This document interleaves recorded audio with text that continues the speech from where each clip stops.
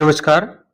आज साथियों इस वीडियो के माध्यम से राजस्थान अधीनस्थ लेखा सेवा तथा राजस्थान लेखा सेवा के बारे में विस्तार से चर्चा करेंगे। इसमें चर्चा करेंगे कि जो आपकी नियुक्ति होगी जूनियर अकाउंटेंट के विरुद्ध, उसमें आपका प्रमोशन किस प्रकार से होगा, कितने वर्ष में होगा, कौन-सा क्राइटेरिया आपके ऊपर लागू होगा, कौन से ग्रेड पर आपका प्रमोशन होगा। और राजस्थान लेखा सेवा की बात करेंगे तो इसमें एओ क्या होता है, सीनियर एओ क्या होता है, सीओ क्या होता है, फाइनेंशियल एडवाइज़र क्या होता है, इसमें वरिष्ठ वेतनमान क्या होता है, चयनित वेतनमान क्या होता है, सुपर टाइम स्किल क्या होती है, हायर सुपर टाइम स्किल क्या होती है, उसके बारे में विस्तार से चर्चा करेंगे। देखिए, फर्स्ट बात करते हैं, साथियों जैसे ही आपकी नियुक्ति हो जाएगी, आपकी नियुक्ति डीटीए द्वारा वरिष्ठ लेखाकार पद के विरुद्ध आपकी नियुक्ति की जाएगी, जिसमें आपका ग्रेड पे 3600 रहेगा। जैसे ही आप लोग प्रोबेशन पूरा कंप्लीट कर लेते हैं, तो आपको स्थायीकरण कर दिया जाएगा। अब जब आपका नेक्स्ट प्रमोशन होगा साथियों, तो आपका नेक्स्ट प्रमोशन 5 वर्ष पश्चात होगा, यानी 5 वित्तीय वर्ष आपको कंप्लीट करने होंगे, जिसमें 1 अप्रैल से लेके 31 मार्च का वित्तीय वर्ष होता है, तो 5 वित्तीय वर्ष आपको कंप्लीट करने हैं। लेकिन अभी गवर्नमेंट ने 2022 से 2 वर्ष की छूट दे रखी है, यानी जिस कैंडिडेट ने 3 वर्ष कंप्लीट कर लिए हैं, वे व्यक्ति वो कैंडिडेट डब्ल्यू सेकंड के लिए प्रमोशन के लिए वैलिड हो जाता है। यानी आपका प्रमोशन अगर सरकार ने यह छूट जारी रखी अभी कंटिन्यू, तो आपका प्रमोशन 3 वर्ष के पश्चात में होने के चांसेज़ हैं। और नेक्स्ट प्रमोशन आपका जैसे जूनियर अकाउंटेंट के बाद में नेक्स्ट प्रमोशन आपका डब्ल्यू सेकंड पर होगा, जिसकी ग्रेड पे 4200 रहती है।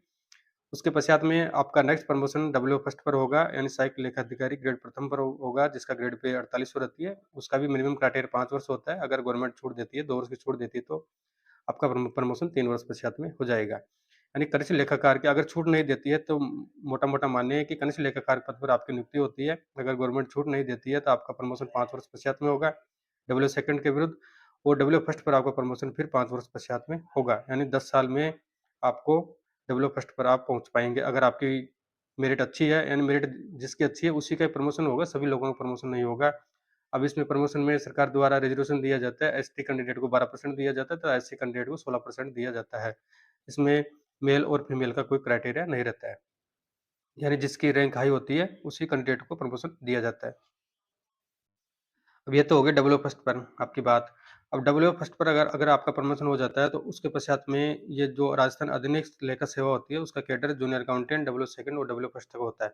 फिर उसके पश्चात में राजस्थान लेखा सेवा आ जाती है। राजस्थान लेखा सेवा या राज्य सेवा होती है, जिसमें एओ से फर्स्ट पोस्ट स्टार्ट होती है, यानी अकाउंट्स ऑफिसर से आपकी फर्स्ट पोस्ट स्टार्ट होगी, जिसमें आप डब्ल्यू फर्स्ट है, तो अगर आपका प्रमोशन एओ पे होता है, तो आपको मिनिमम 5 साल चाहिए होंगे। राजस्थान लेखा सेवा में आपका प्रमोशन हो जाएगा, इसमें आपकी पोस्ट रहेगी लेखाधिकारी एंड अकाउंट्स ऑफिसर, ठीक है? ये आपका ग्रेड पे रहेगा, 5400 ग्रेड पे रहेगा और डब्ल्यू फर्स्ट होता है साथियों, वो आपका 4800 ग्रेड पे रहता है।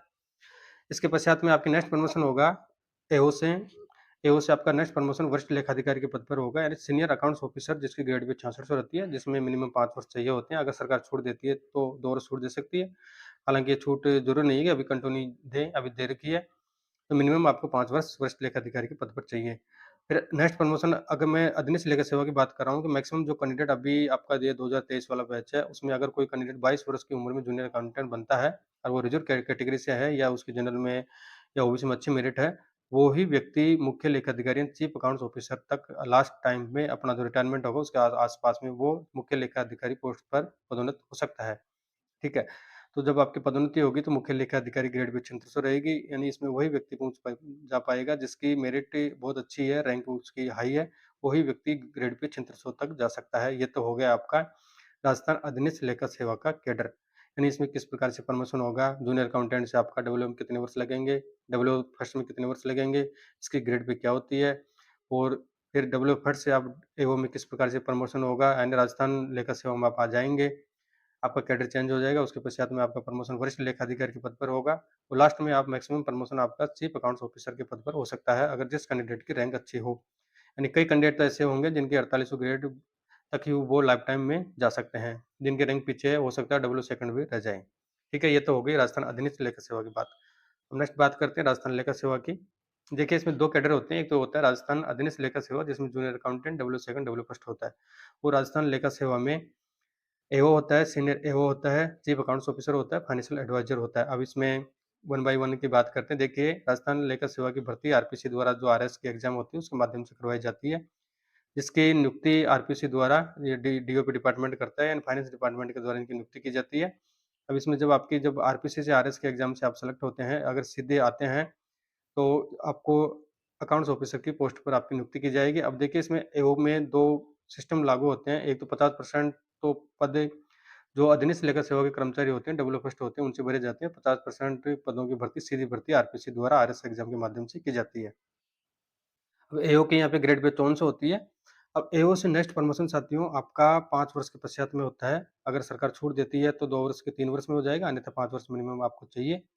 सीनियर अकाउंट्स ऑफिसर में आपको प्रमोशन पर ग्रेड पे आपकी 6600 रह जाएगी। इसको वरिष्ठ वेतनमान भी कहा जाता है। क्या कहा जाता है? वरिष्ठ वेतनमान भी कहा जाता है।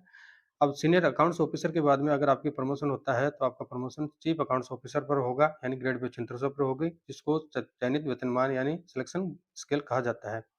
नेक्स्ट प्रमोशन आपका यानी जो भी व्यक्ति है, अगर कोई जूनियर अकाउंटेंट है जिसकी एज 21 वर्ष में 22 वर्ष में अगर वो जूनियर अकाउंटेंट पे पोस्टेड हो जाता है, तो वो उसकी रैंक अच्छी है, तो वो लगभग 6600 ग्रेड तक जा सकता है। अन्यथा जिनकी रैंक पीछे है, जिनकी उम्र ज़्यादा है, तो वो लगभग एओ या डब्ल्यू फर्स्ट या सीनियर अकाउंट ऑफिसर तक ही जा सकते हैं।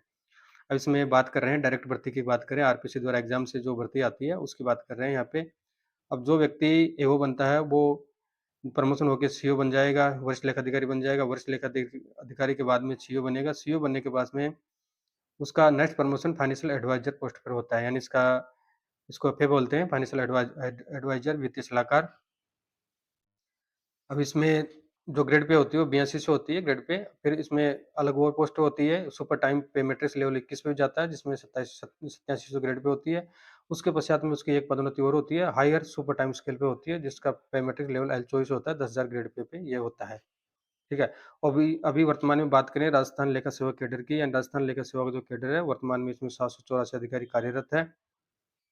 अब इसमें सबसे एक चीज़ ये ध्यान रखना है आपको कि जो राजस्थान लेखा सेवा होता है, जिसकी भर्ती आरपीसी द्वारा आरएस के एग्जाम के माध्यम से करवाई जाती है, जिसमें जो व्यक्ति मान के चलो 21 वर्ष से 22 वर्ष की उम्र में सेलेक्ट हो जाता है, वो व्यक्ति लगभग हायर सुपर टाइम स्केल तक फाइनेंशियल एडवाइजर की पोस्ट तक जा सकता है। अगर कोई बाद में सेलेक्ट होता है, 30 वर्ष में होता है, तो एफए तक तो आसानी से चले जाएँगे। एफए तो लगभग सभी कैंडिडेट जो राजस्थान लेखा सेवा के एग्जाम से आते हैं, आरएसएस के एग्जाम से, वे सभी एफए तो बन जाते हैं। लेकिन जो व्यक्ति अच्छी रैंक है जिनका उम्र ज़्यादा नहीं है, 21-22 वर्ष में अगर वो बन जाते हैं, तो वो हायर सुपर टाइम स्केल में आसानी से पहुँच जाते हैं। एल चॉइस में यानी 10,000 ग्रेड पे में वे आसानी से चले जाते हैं। ठीक है? अब इसमें एक बात और करते हैं कि एओ से फाइनेंशियल एडवाइज़र बनने के लिए मिनिमम आपको कितना वर्ष चाहिए, तो साथियों इसमें लगभग आपको मिनिमम 15 वर्ष चाहिए होते हैं, 15 वर्ष का एक्सपीरियंस चाहिए। एओ से अगर फाइनेंशियल एडवाइज़र आप बनते हैं, वित्तीय सलाहकार बनते हैं, तो आपको मिनिमम 15 वर्ष की सेवा, राज्य सेवा की सेवा आपकी होनी चाहिए। ये तो इसका क्राइटेरिया हो गया, जैसा कि अधीनस्थ लेखा सेवा के बारे में बात कर चुके हैं और राजस्थान लेखा सेवा की अभी बात कर रहे हैं। तो अधीनस्थ लेखा सेवा में किस प्रकार से प्रमोशन होता है, कौन-कौन सी ग्रेड पे होती है, 3600 होती है, 4200 होती है, 4800 होती है। फिर उसके पश्चात में अगर नेक्स्ट प्रमोशन होता है 5400 पे, तो वो राजस्थान लेखा सेवा में कैडर में आ जाती है, जिसका ग्रेड पे 5400 होता है, उसके पश्चात में 6600 होता है, उसके पश्चात 7600 होता है। यानी मैक्सिमम कैंडिडेट अधीनस्थ लेखा सेवा वाला कैंडिडेट मैक्सिमम 7600 ग्रेड तक जा सकता है। जबकि जो व्यक्ति राजस्थान लेखा सेवा आरएससी एग्जाम के माध्यम से आरपीसी द्वारा नियुक्त होता है, आरएस के एग्जाम से, वो अगर एओ सेलेक्ट होता है, तो वो चाहे लगभग कौन सी उम्र में सेलेक्ट हो, वो लगभग फाइनेंशियल एडवाइजर तो लगभग सभी व्यक्ति बन जाते हैं। अगर जिनकी उम्र कम है, जिनकी रैंक अच्छी है, वे व्यक्ति हायर सुपर टाइम स्केल में चले जाते हैं। ठीक है? तो ये तो प्रमोशन की बात कर चुके हैं। धन्यवाद।